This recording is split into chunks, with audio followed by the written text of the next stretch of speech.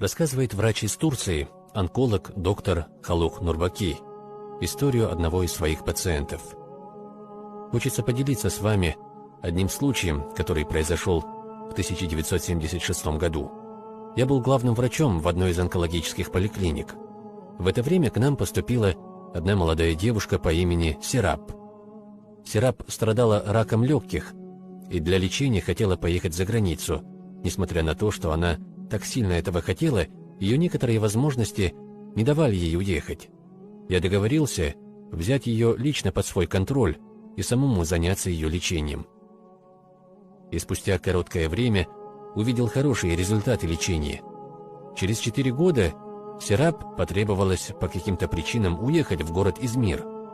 И из-за того, что был зимний период года, я согласился ее отпустить только с условием, что она полетит на самолете.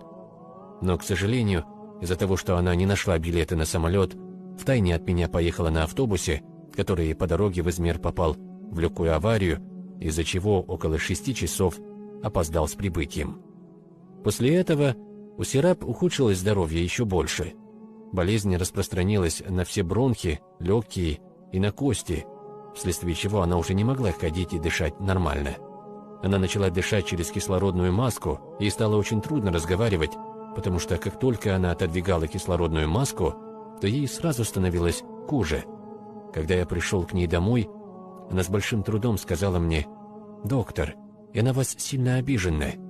«Почему?» – я спросил ее. «Оказывается, вы верующий человек. Почему вы мне не рассказали про Творца, про смерть, про судный день?» Из-за того, что у нее религиозных знаний было совсем мало, я был очень опечален и растерян ее вопросом. Чтобы не обидеть ее, я сказал ей: «Лечиться у доктора легко, деньги платишь, и тебя лечат. Но чтобы лечить свой иман, веру, надо со всей искренностью желать этого и стараться от всего сердца». На что она ответила: «Я в этом нуждаюсь и буду стараться». Уже зная о том, что лечение мало чем поможет, и совсем недолго осталось жить, мы с ней начали упорно изучать религию и веру в Бога. Обучение шло очень хорошо и давало отличные результаты. Серап буквально впитывала в себя каждое слово из моих уст и время от времени задавала мне разные вопросы, что очень радовало меня. За неделю до смерти Серап меня спросила: «Доктор, перед смертью что я должна сказать?» «В отличие от других, твоя ситуация другая.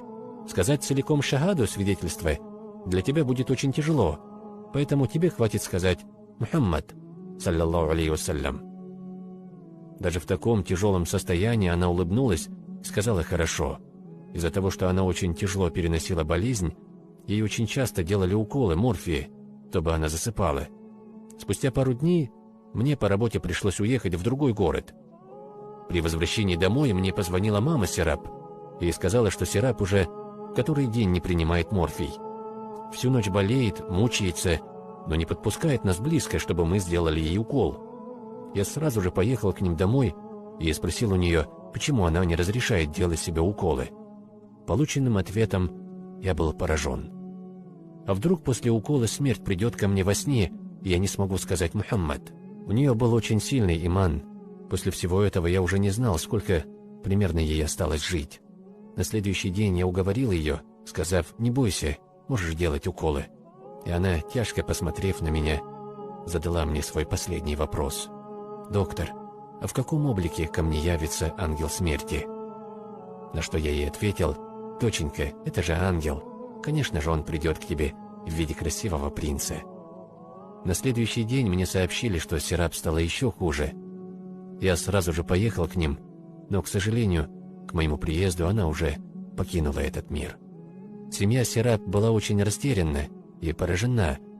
В этот момент одна женщина из родственников Серап, увидев меня, сразу подошла ко мне и сказала: «Доктор, если бы вы увидели, что здесь произошло за 20 минут до вашего приезда».